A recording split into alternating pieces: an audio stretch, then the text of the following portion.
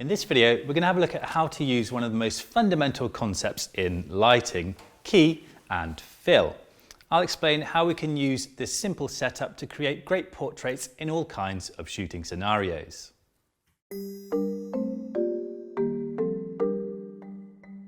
In essence, the key and fill are two light sources, one slightly stronger than the other.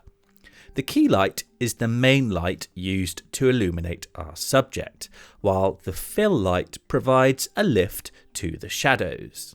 Key and fill lighting is so effective because it gives us depth and form to our subject.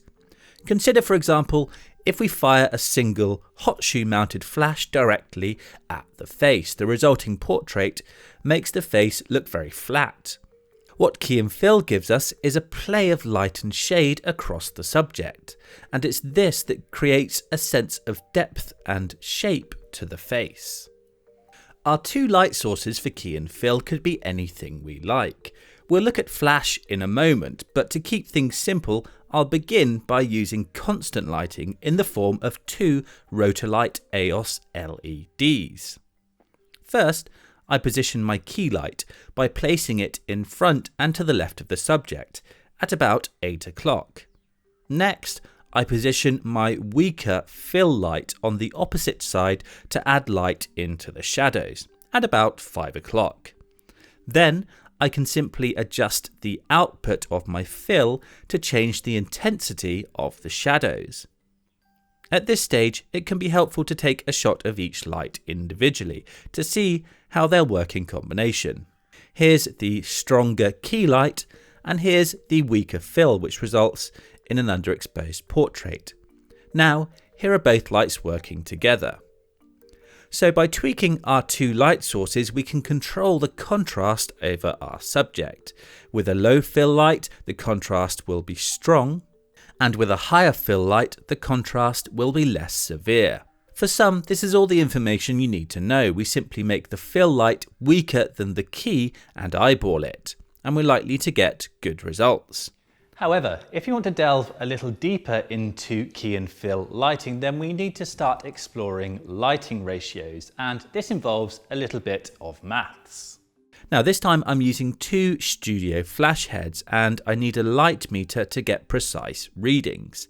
Here's a simple key and fill setup with two studio flashes from a home studio kit fitted with softboxes.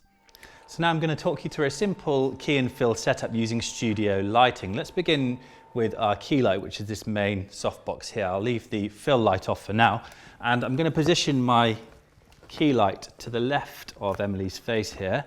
So I'm getting highlights on this side and shadows falling on this side. And I've got my light meter here. I'm going to take a reading. So I'm going to hold the light meter with the dome towards the light and then take a reading. And I'm at f8.7 here. So I'm going to perhaps go back slightly because I want to be at f8. And I can make slight adjustments just by moving my light either forwards or backwards to get it weaker or stronger. Weaker is backwards, stronger is forwards. So let's take another reading. And we're at f8.2 there, which is fine. So now I'm going to bring in my fill light, and I want my fill to be roughly we'll start off with 2 stops under my key light. So I want my fill light to be at f4. So my main light is at f8, so 2 stops under my key light is f4. So that's f8, then f5.6, then f4, so that's 2 stops. So I'm going to bring this slightly more straight onto the camera position, and then I'm going to turn off my key light,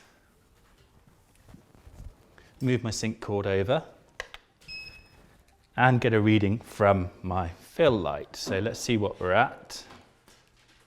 So at the moment we're at f11, so that's way too strong. So I'm going to bring the power right down on my fill light. So now I'm at f4 with my fill. So I've got my key light at f8, my fill light at f4, and I'm ready to take a shot.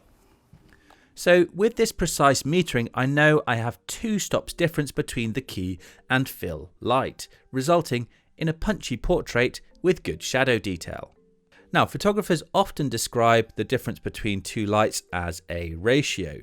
Remember, there's a 2-stop difference here, and each stop is a doubling of light. So the key light is 4 times stronger than the fill.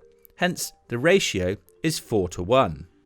A 4:1 ratio like this is fairly standard, but there are no rules. If we like, we can turn up the fill so that now it meters f5.6, which is a 1-stop difference.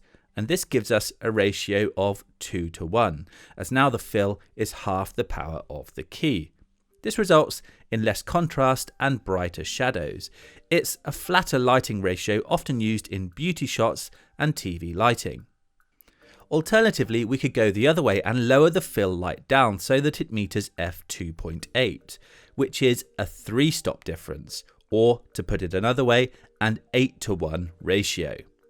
Now there are deeper shadows, and the contrast is perhaps too much for our model here, but could work for other subjects. So there we have it. Lighting ratios allow us to precisely control the contrast and perfect our key and fill setup.